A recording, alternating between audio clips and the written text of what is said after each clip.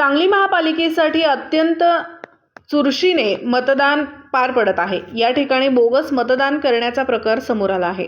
शहरातल्या प्रभाग 9 मधील सह्याद्री नगर येथील महापालिकेच्या शाळेमध्ये एका मतदाराचं मतदान झाल्याचा प्रकार समोर आला आहे। यानंतर युवा मतदाराकडून आक्षेप घेण्यात आलेला आहे। शाहिद शेख असे या तरुण मतदाराचे मतदान करण्याआधीच बोगस पद्धतीने मतदान झाल्याचा प्रकार घडला आहे। बाईट शाहिद शेख युवा मतदार।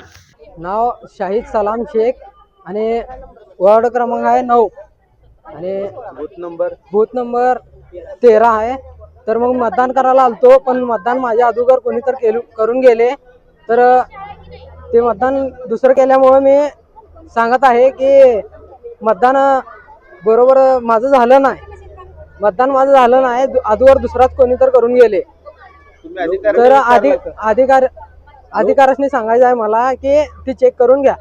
लोकशाहीच्या हक्कापासून मला वंचित ठेवू नका। लोकशाहीच्या हातापासून मला वंचित ठेवू नका सोडण्यात आले।